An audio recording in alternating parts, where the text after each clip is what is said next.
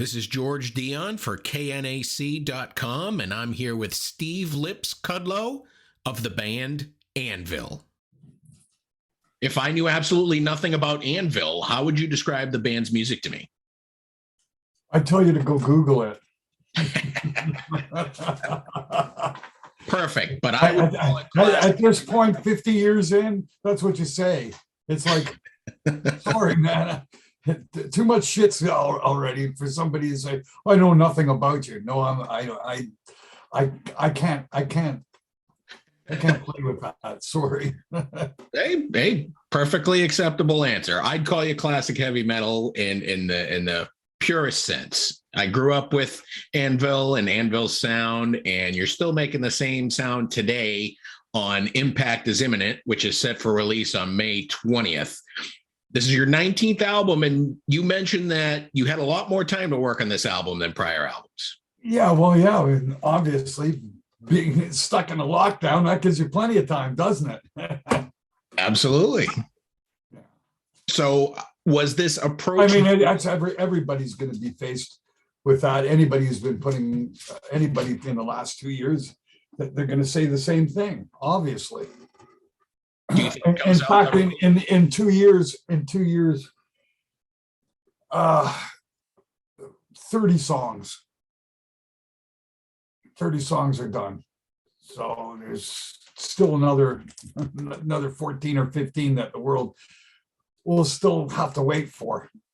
But it's all written because there's been nothing else to do. Right? Exactly. You released. I don't want. There is no time to waste. You know what I mean? Like one way or another, it takes time to write music. So if I'm sitting at home, then I'm doing that. Absolutely. You know what I mean? Because I'm not touring. Normally, I do all my writing at home. So if I'm at home, I'll do all the writing for the next 4 years at home. How about in 2 years, right? Basically, fundamentally, what happened was as soon as we finished Legal at Last, we did 17 shows. Maybe 3 months after the thing came up, after we finished recording it, we started going out and playing. Well, we played 17 shows, went home. So we never really got to tour. Like normally you do like 117 shows, then you go write.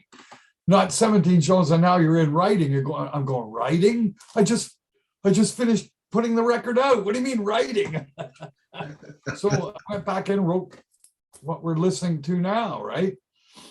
Yep, it's a fantastic. Upon finishing that, I was faced with, well, the thing's not going to come out for another 6 months. What am I doing for the next 6 months? So I wrote another album. What can you do, right? Well, that's it. There is no time to waste. You can't waste time. You have to use one way or another. You got to. It's like we didn't do the touring, so you do all the writing, and then we'll do all the touring later. What the hell?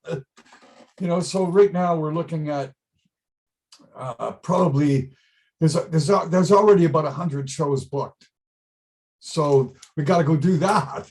That's just to begin with, and not just really to begin with, because we haven't included, we haven't included Australia or Japan or anything like that, and they will be in the long run included because we haven't toured there either in 2 years, right? So there's a lot to do as far as touring. So it means there will be no time to be sitting around writing songs.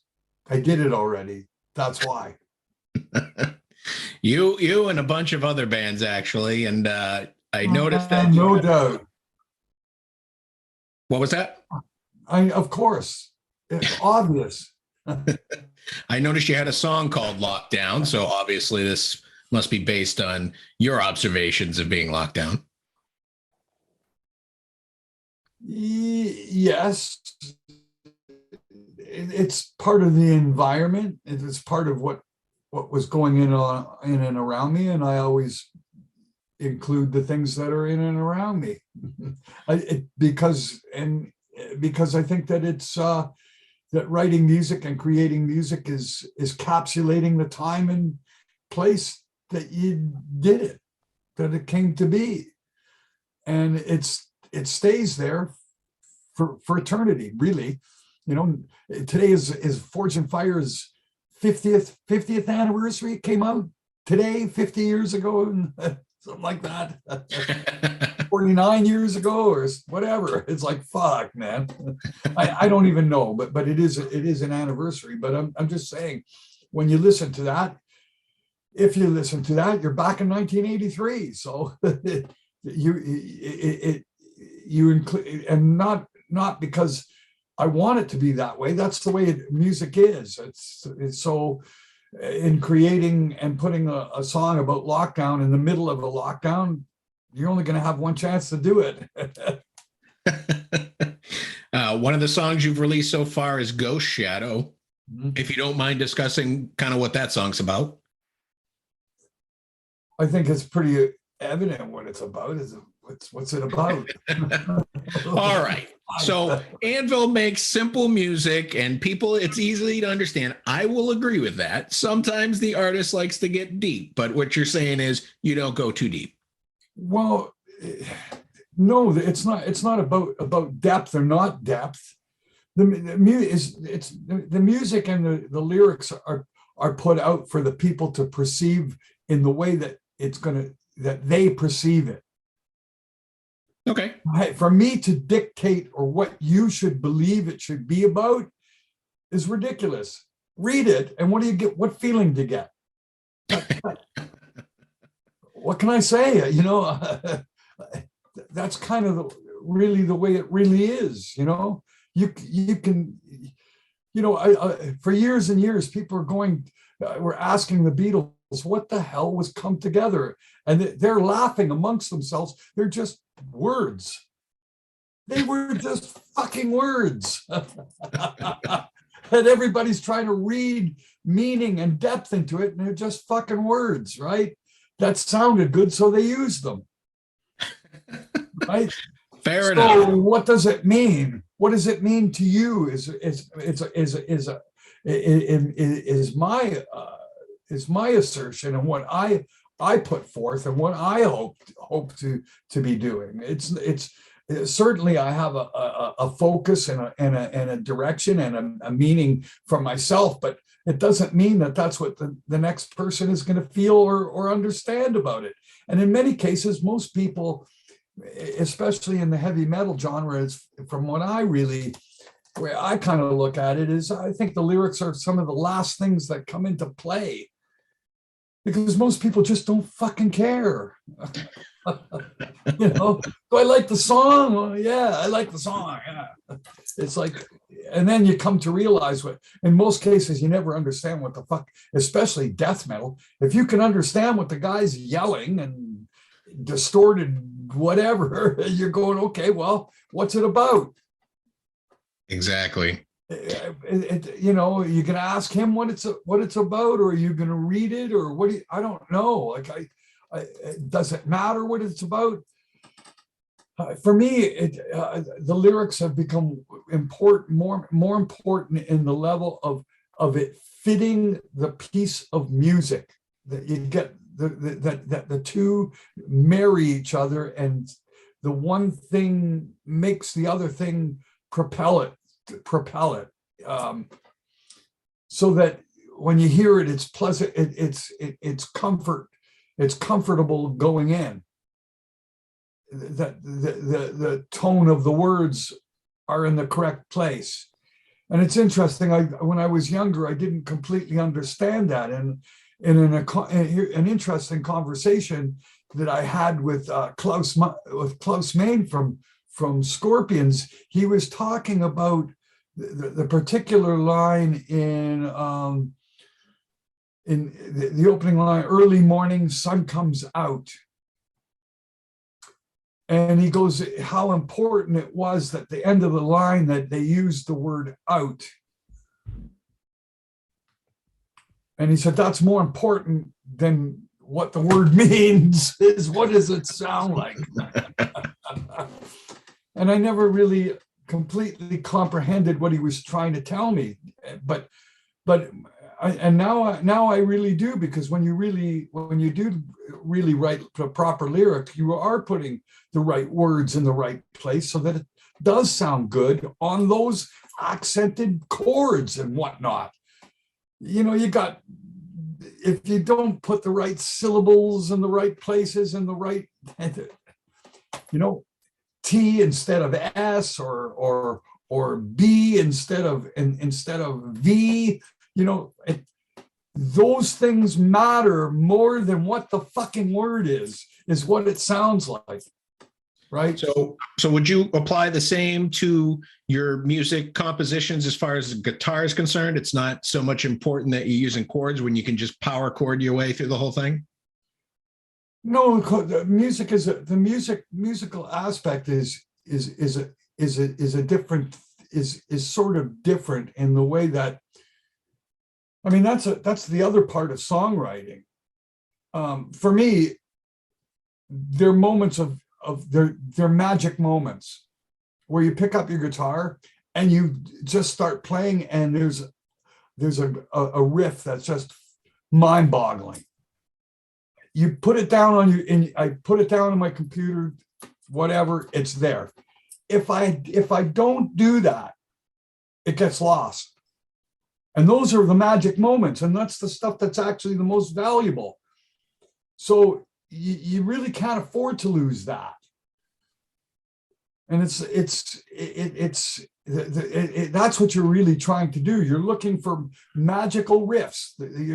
I mean, I come up with endless riffs. This fucking could be anything.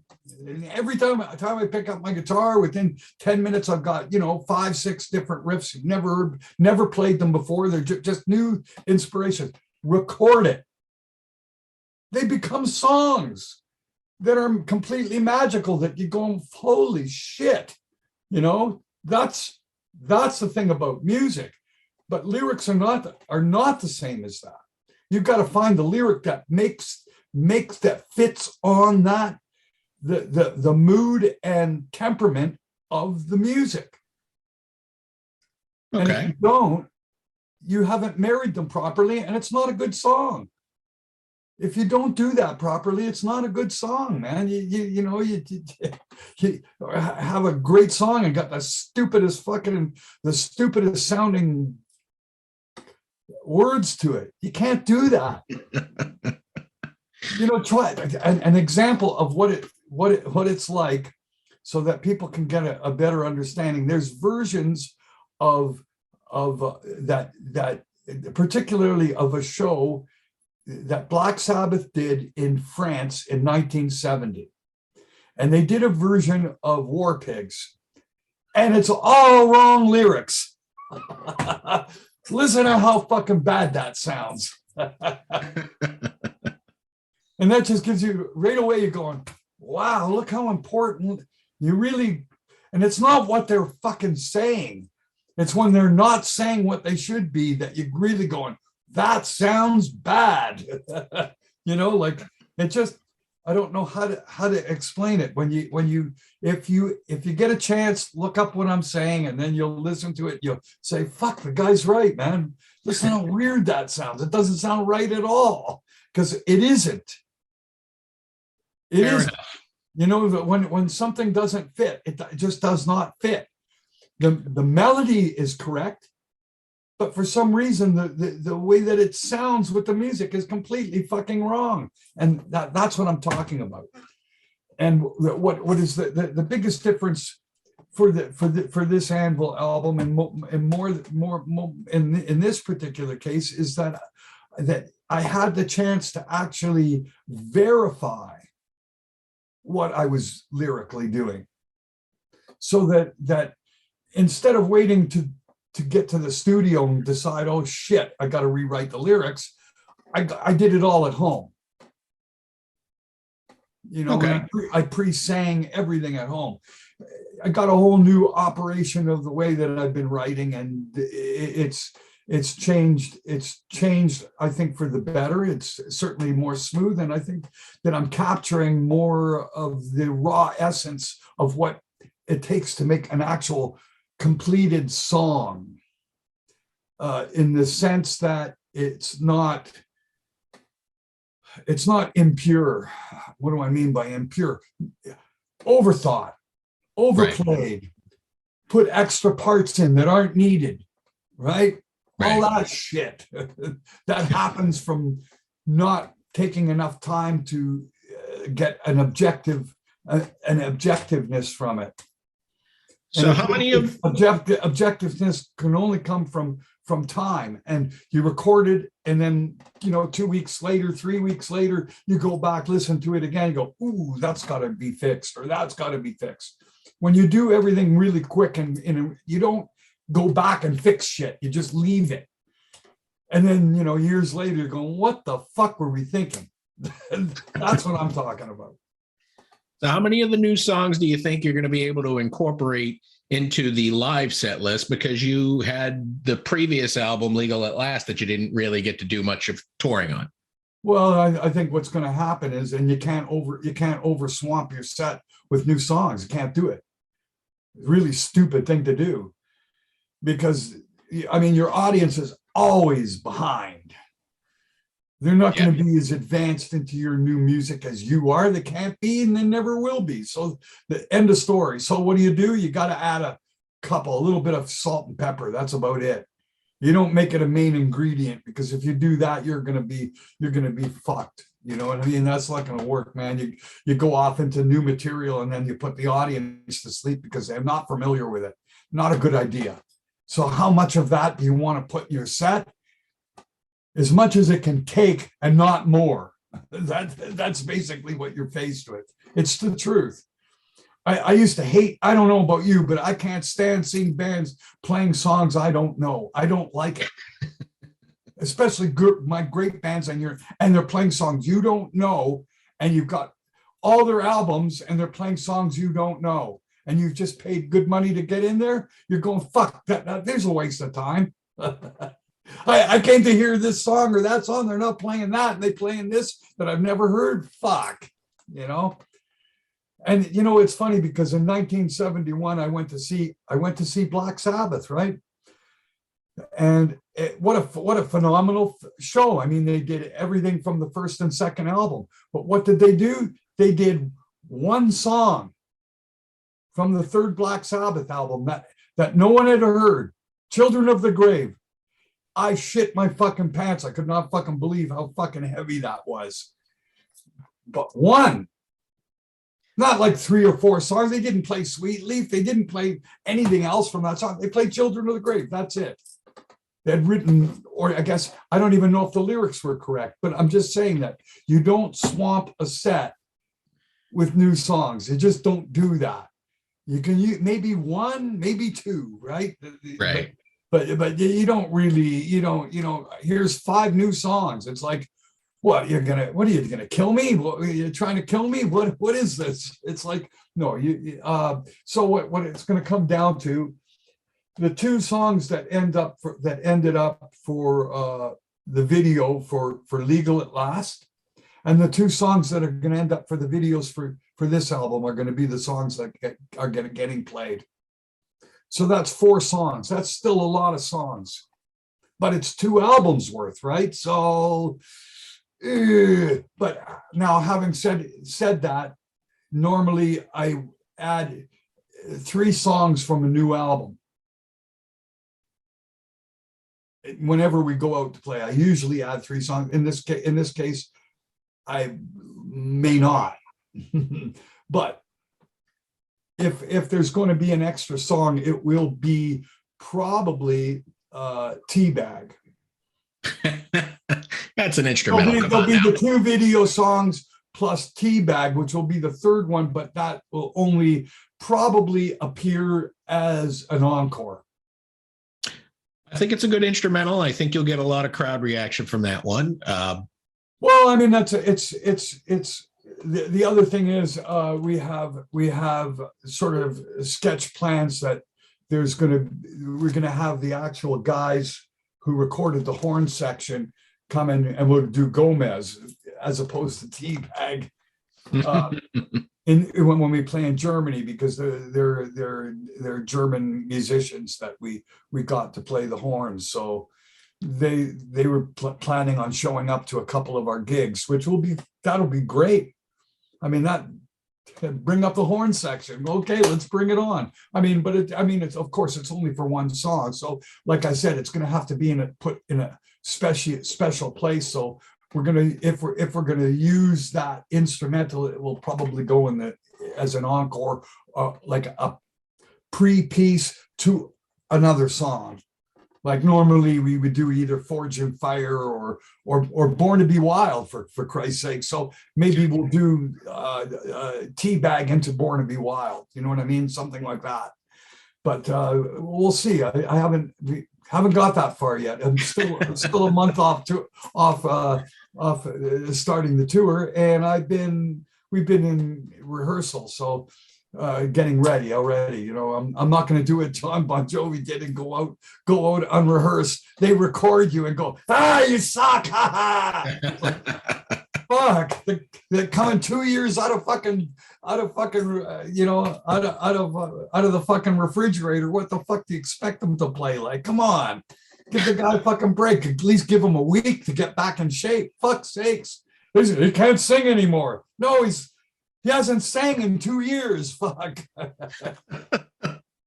Your U.S. tour starts in June, and you get a couple warm-up dates out in Canada. You're touring with White Wizard and Midnight Helion. Are these bands you've played with before or seen before? Or is this just something that was selected? These are bands I know nothing about and never heard of before. Honesty. It's not, and I'm not. Please don't misunderstand what I mean by that. There are people that are working with my band, or that work with me on the business level and put our tours together and so forth. That we were recommended that this is who comes with us, and they took care of it. And it's up to them to listen to it, because they know what they're going to sell it to the clubs, and the clubs have to decide whether they like it. So it must be okay, because they got okayed by everybody. You know what I'm saying? Yep. Besides me, the people who are paying for it had to say it's okay, right? I'm not paying for it. These are support bands. The people who come to see it and the people who are paying them have to be happy enough that these guys they're happy with that, right? So right. From what I've been led to believe, and from what my research, it looks like they're pretty good bands. Okay, great, fine. What the hell? This year is the 40th anniversary of Metal on Metal, right? And I wanted to ask you kind of what you remember about putting that album together and sort of the events that followed. What do I remember? What's the point?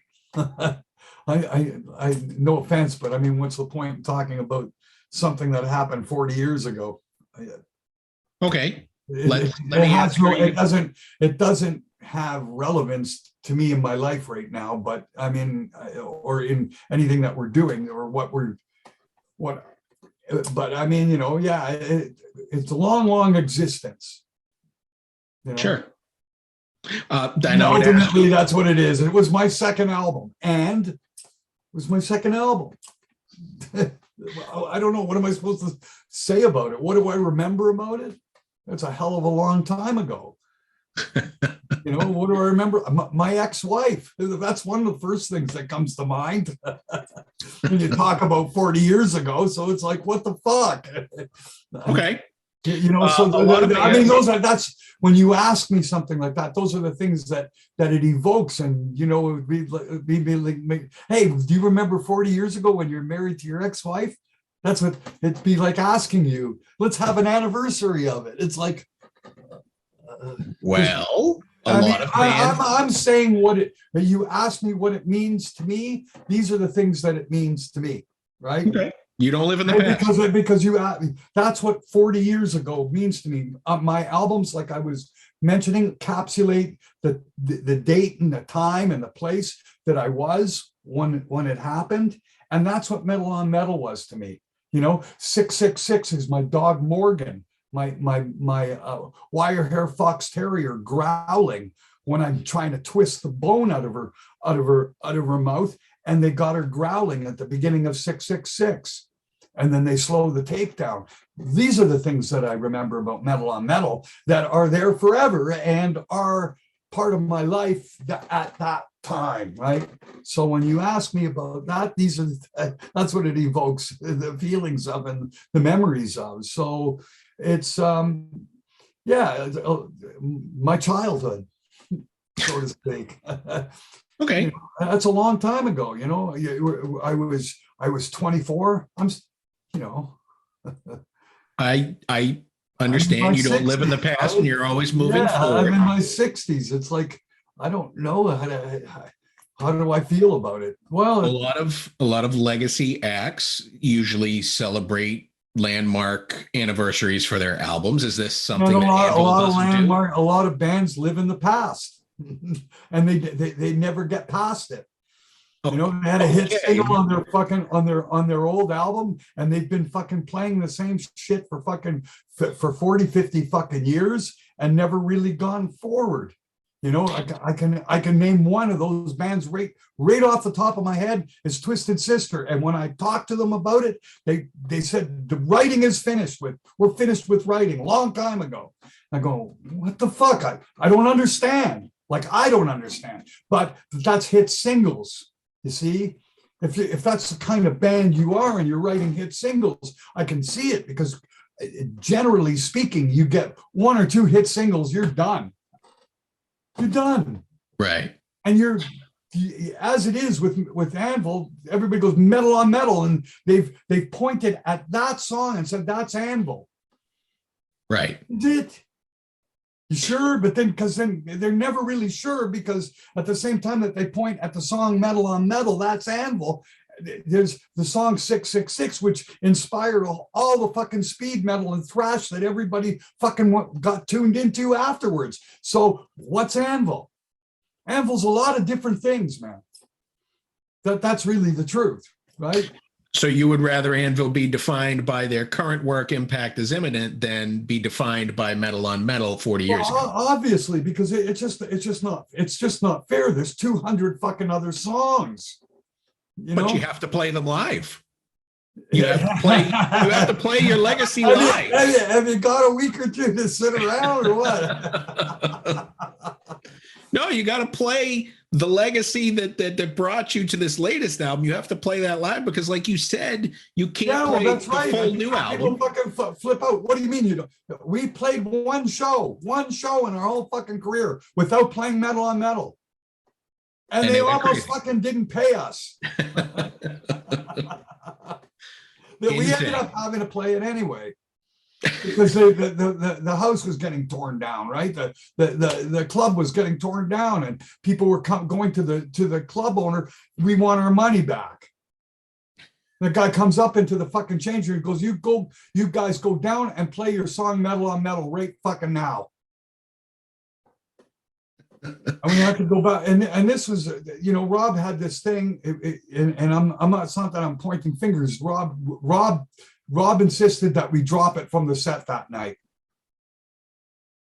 You know, and that's what happened. I said, "You can't do that." "Oh, I'm fucking. Just do it." I'm fucking sick of this, right? Sometimes you got to try and see what happens, and you found out. Yeah, you tried it once, didn't work so good, did it? What did I say? What did I tell you? So, it's there's a certain level of unfairness. Indeed, it's not right. It's not right. But I'm not the only one to complain about it. Lemmy had the song "The Chase is Better Than the Catch," which he nicknamed "The Chase is Better Than the Snatch."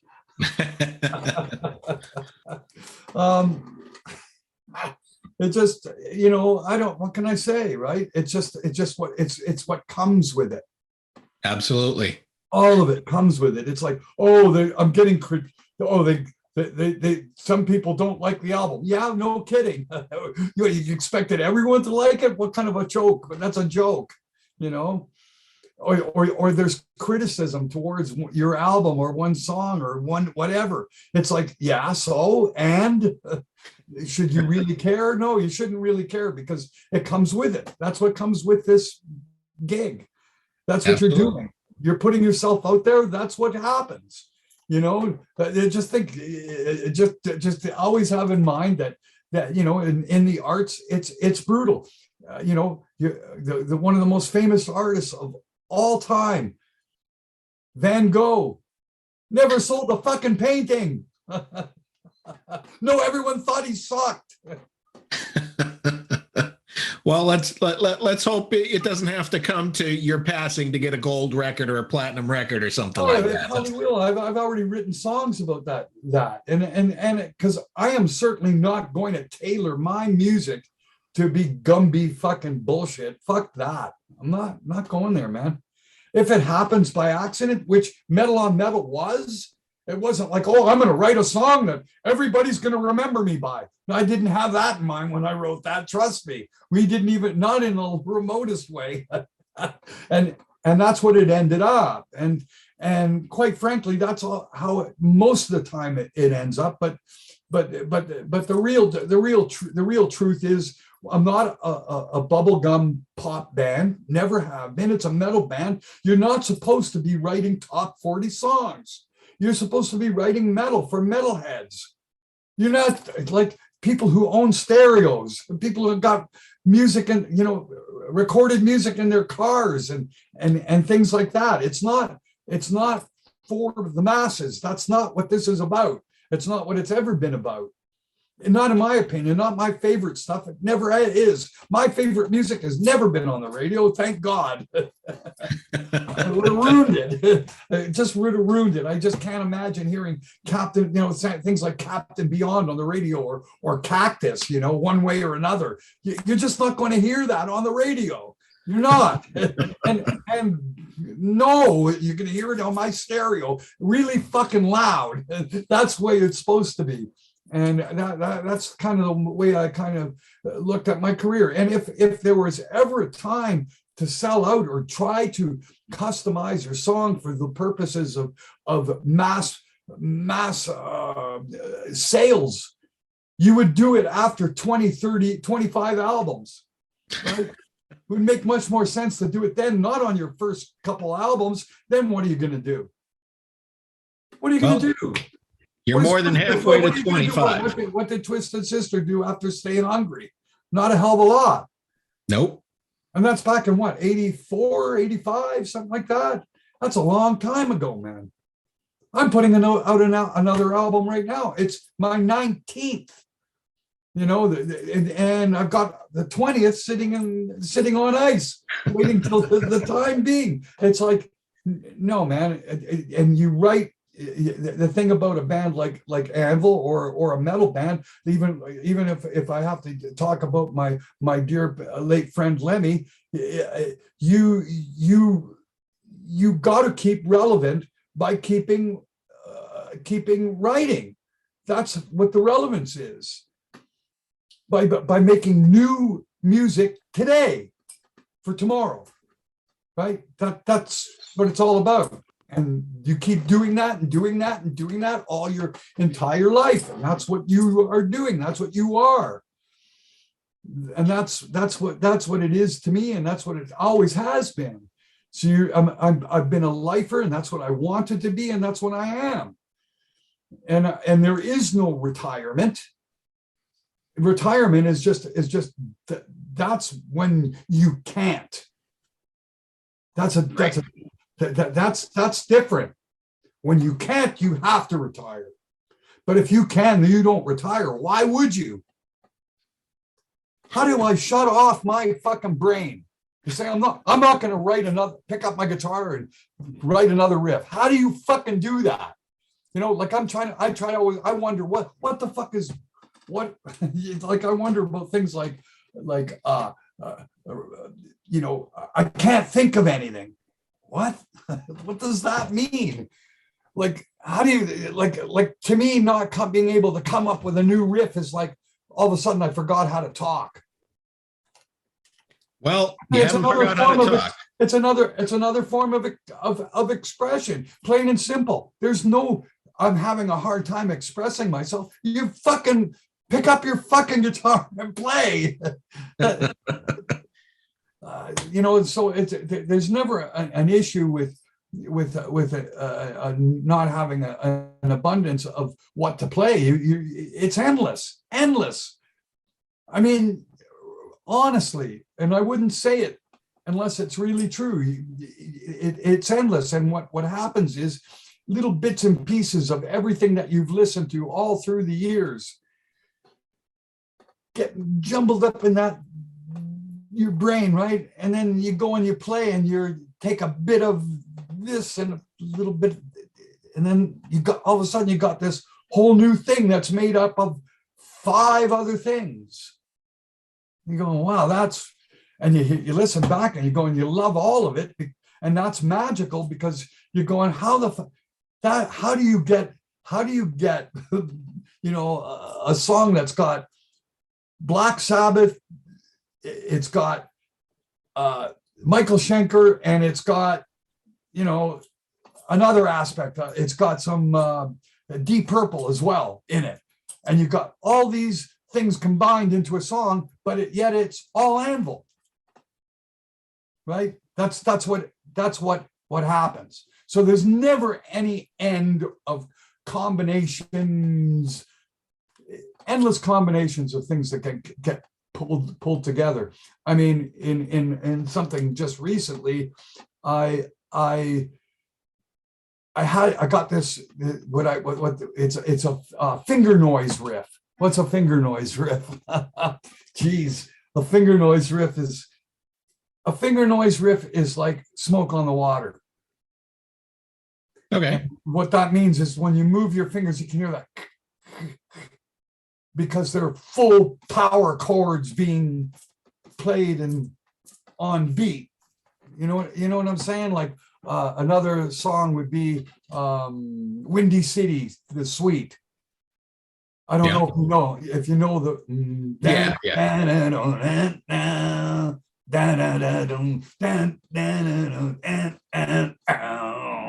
those kind of riffs where you got a fucking power riff and you can hear the fingers moving on the strings. Those are absolute fucking magical. Anyway, so I got one of these riffs, but what I discovered, it was in the same rhythmic movement as Midnight Hour by Wilson Pickett. So I actually used bits of Midnight Hour in the arrangement. Like, why, how? But and it sounds fucking awesome. You'd never think of that in a million years that's where it came from. You're just hearing this fucking really cool song, and it's got parts of Midnight Hour in it, and it works perfect. It's which song is that? Oh, and nothing on this album. This is for the next it's coming. album. I was like, fuck, man. It's sometimes you just come up with that is fucking, but it's so unique. Sure. So here I am once again. I'm already an album ahead of my interviews, so I'm talking about things. I'm almost more excited about what I've just recently done than what I did months ago. I guess that's just the way it is, but it's just the way it is. Right. So I'm just talking about it. So riffs are very important. The riff is very, very important, and that's the genesis that you're looking for. Those fucking moments of capturing lightning in a bottle. Those moments of magic, you got to grab it in its early stage and then develop it. And now you got a piece of magical music. That's ultimately what it comes down to. And Well, and these are the processes that I've been going through, and I've come into a new realm of an era of the way I approach stuff. It's just way better now than I think it's ever been, to tell you the truth. Much more efficient. Let's put it that way. I get a complete bed track completely written here, where I got my guitar, where all the guitar part for the whole song is all put together. I take that to rehearsal, run it to my bass player and my drummer. With Rob, he listens to it once. Okay, let's play it. It's like he doesn't have to learn the notes. You know what I mean? It's not notes, it's beats. He right. just sees it as a structure. Let's play it. Well, Steve, those are all the questions amazing. Those are all the questions I got for you today. Thanks for speaking with KNAC.com. And your new album is Impact is Imminent. It comes out May 20th. And like you said, it's a metal album for metalheads. That's right. That's what it is.